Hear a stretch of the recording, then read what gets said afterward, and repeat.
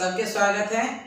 तो हमारे भगवद गीता के जो परिचय के सेशन चल रहा था, बीच में कुछ दिन हम नहीं कर पाए कुछ कारणवश, तो फिर से चालू करते हैं।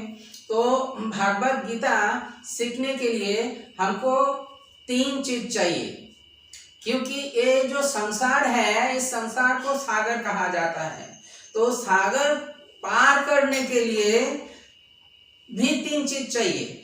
एक तो नाव चाहिए, और नाव चलाने वाले कोई व्यक्ति चाहिए, और एक वो कपड़ा जैसा होता है जो नाव में लगा हुआ होता है, जो हवा से नाव को लेके जाते हैं। तो ये 3 चीज से नाव बहुत जल्दी आगे बढ़ते हैं। तो हमारे जो नाव है वो है हमारे मनुष्य के शरीर। इस मनुष्य के शरीर के बिना पशु के शरीर में भगवत प्राप्ति, भगवत ज्ञान प्राप्त करना बिल्कुल संभव नहीं है। तो आज हमको ये मनुष्य के शरीर मिला, ये बहुत ही सौभाग्य है हमारा। और जो नाव चलाने वाले हैं, वो जो आपको भगवत शिक्षा दे रहे हैं, भगवान के जो वाणी वो एज इट इज यथारूप आपको अगर प्रदान करते हैं, तो उनको आप शिक्षक मान सकते हैं। हर फील्ड में शिक्षक चाहिए, लेकिन ज्यादातर व्यक्ति ऐसा सोचते हैं कि आध्यात्मिक फील्ड में हमको कोई शिक्षक नहीं चाहिए, हम पढ़ के ही समझ जाएंगे। लेकिन कभी कोई मैगजीन इधर से पढ़ लिया, मैगजीन उधर से पढ़ लिया, तो इससे आध्यात्मिक ज्ञान प्राप्त नहीं हो सकता है। जैसे अगर किसी को मैथमेटिक्स में पीएचडी करना है, तो उसको शुरुआत से क्लास 1 से लेके जो सिलेबस है वो पूरा कंप्लीट करना है, और वो कंप्लीट करते करते उनको शिक्षा के अनुसार फिर वो जाके मैथमेटिक्स में पीएचडी कर सकते हैं। तो वैसा ही अगर हमको शास्त्र में ज्ञान चाहिए, तो हमको शिक्षक की जरूरत है, और शास्त्र की भी जरूरत है। ये शास्त्र है वो कपड़ा जैसा जो नाव में होते हैं, जो जिस हवा को पकड़ते हैं, और उससे नाव बहुत जल्दी फास्ट चलता है। तो हमको 3 चीज चाहिए, हमारे मनुष्य के शरीर, हमारे शिक्षक और शास्त्र। तो 3 चीज ही अभी हमारे पास उपलब्ध है। तो क्यों ना इस 3 चीज को हम यूटिलाइज करके हम आध्यात्मिक रुचि को आगे बढ़ाएं और भगवान के नजदीक हम पहुंचे। तो मैं आपको गारंटी देता हूं, अगर हमारे साथ आप जोड़े रहेंगे, तो 6 महीने में, सिर्फ 6 महीने में आपको महसूस होगा कि आप भगवान के ओर बढ़ रहे हैं, आप आगे बढ़ रहे हैं, भगवान के नजदीक बढ़ रहे हैं। तो आज मैं जो आपको सिखाना चाहता हूं, मैं पहले मेरे वीडियो में बताया था कि भगवद गीता में 5 विषय को लेके चर्चा हुआ है: ईश्वर, जीव, प्रकृति, काल और कर्म। तो ये जो प्रकृति है, ये भगवान के बहिरंगा शक्ति। भगवान क्या कह रहे हैं प्रकृति के बारे में? भगवान कह रहे हैं, मायाध्यक्षेन प्रकृति सूयते सचराचरम हेतुनानेन कौन्तेय जगद्भिः परिवर्तते। मतलब, हे कुंती पुत्र, यह भौतिक प्रकृति मेरी शक्तियों में से एक है, और मेरी अध्यक्षता में कार्य करती है, जिससे सारे चर तथा अचर प्राणी उत्पन्न होते हैं। उसके शासन में यह जगत बारंबार सृजित और विनष्ट होता रहता है। तो ये जो बात है कि भगवान के ये जो प्रकृति है, जिस बहिरंगा प्रकृति में हम रह रहे हैं, ये बहिरंगा प्रकृति पूरा नियंत्रित होता है भगवान के अधीन में। अभी ये जो कोरोना के काल चल रहा है, इसमें बहुत नास्तिक व्यक्ति को मैं देखा हाथ जोड़ लिया।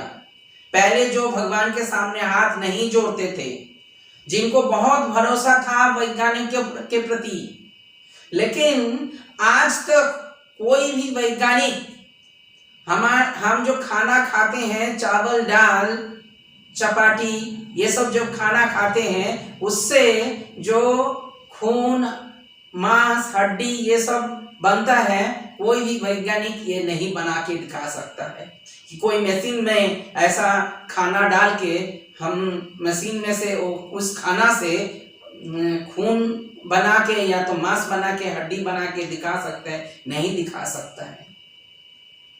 तो ये जो आजकल के वैज्ञानिक ये दिखा रहे हैं कि हम ये टेस्ट ट्यूब में बेबी उत्पन्न कर रहे हैं, देखो, लेकिन वो कुछ पदार्थ लेते हैं प्रकृति से, तब तो बच्चा उत्पन्न होता है टेस्ट ट्यूब में। माँ के गर्भ में जो एटमॉस्फेयर है वो क्रिएट करते हैं टेस्ट ट्यूब में, तब जाके टेस्ट ट्यूब में बच्चा बनता है। तो ये डुप्लीसिटी कर रहा है, भगवान के जो नियम है, जो भगवान बनाए हैं, उसको ही डुप्लीकेट कर रहा है। तो भगवान के ये जो प्रकृति है, ये पूरा भगवान के अधीन में चलता है। भगवान खुद भागवत गीता के 9वें अध्याय में 10वें नंबर श्लोक में बता रहे हैं। और इसको जो नहीं मानते हैं, भगवान क्या कह रहे हैं इसमें 12वें नंबर श्लोक में, मोघ सा मोघ कर्मानो मोघो ज्ञाना विचेतसा राक्षसी सुरीं चैवा प्रकृति मोहिनीं श्रिता। जो लोग इस प्रकार मोहग्रस्त होते हैं, वे आसुरी तथा नास्तिक विचारों के प्रति आकृष्ट रहते हैं। इस मोहग्रस्त अवस्था में उनकी मुक्ति आशा, उनके सकाम कर्म तथा ज्ञान का अनुशीलन सभी निष्फल हो जाते हैं। तो जो व्यक्ति भगवान के मोहग्रस्त होते हैं, मतलब वो नहीं मानते हैं कि भगवान बोल के कुछ है, वो ऐसा मानते हैं कि इस प्रकृति, ये जो प्रकृति है सब अपने आप चल रहा है। मैं देखा बहुत बड़े बड़े मंत्री, बड़े बड़े पोजीशन वाले, डेजिग्नेशन वाले व्यक्ति अपना पोजीशन को ऐसा समझते हैं कि वो पोजीशन अपने आप उसको मिल गया है। नहीं, भगवान के कृपा से उसको मिला है। हमारे हर श्वास चल रहा है भगवान के परमिशन से। अगर भगवान के परमिशन कभी बंद हो जाएगा तो हमारे बहुत इच्छा होते हुए भी एक श्वास भी हम नहीं ले पाएंगे। तो कहने का मतलब यह है कि ये जो प्रकृति है, ये प्रकृति पूरा भगवान के नियंत्रण में चल रहा है। और एक श्लोक में बताता हूं, जो भगवत गीता में 9वें अध्याय में 3 नंबर श्लोक, ये है, अश्रद्धानः पुरुषः धर्मशास्त्रा परं तपः अप्राप्यमं निवर्तन्ते मृत्यु संसारवर्त्मनि। हे परंतप, जो लोग भक्ति में श्रद्धा नहीं रखते वे मुझे प्राप्त नहीं कर पाते, अतः वे इस भौतिक जगत में जन्म मृत्यु के मार्ग पर वापस आते रहते हैं। ज्यादातर व्यक्ति तो मृत्यु के बाद कुछ रहता है, हमारे अस्तित्व रहता है, यही नहीं मानते हैं। क्योंकि मेरा पिछले वीडियो में मैं बताया था कि भगवान के जो माया शक्ति है वो 5-5 टोपी पहना देते हैं। उस 5 टोपी में एक टोपी ऐसा है कि मृत्यु के बाद वो उसका अस्तित्व को वो नहीं मानता है। तो भगवान कह रहे हैं कि भगवान के ये जो वाणी है, इसको जो श्रद्धा नहीं रखती, इसमें जो श्रद्धा नहीं रखते हैं, उसको बारंबार इस संसार में आना पड़ेगा, इस मृत्यु संसार में, और जन्म मृत्यु जरा व्याधि ये सब भुगतना पड़ेगा। इस संसार को कहा जाता है दुखालयम अस्वस्थतम। दुखालय मतलब दुख के आलय, जैसे शौचालय मतलब जिसमें हम नहाते हैं, शौचालय।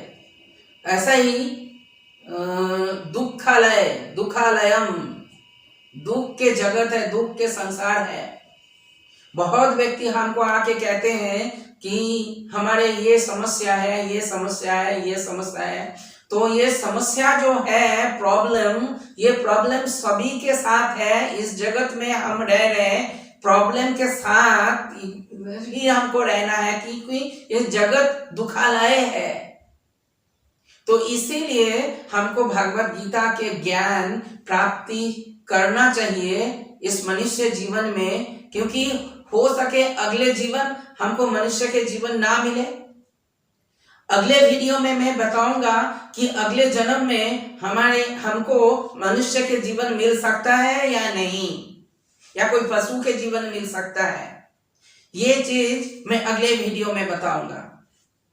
तो कम से कम इस वीडियो में हम ये सीखे हैं कि अभी हमको जो मनुष्य जीवन मिले हैं, ये बात समझने के लिए कि ये जो प्रकृति में हम रह रहे हैं और हमारे पूरा शारीरिक मानसिक जो सिस्टम है, सब कुछ कंट्रोल करते हैं, नियंत्रण करते हैं परमेश्वर भगवान श्री कृष्ण।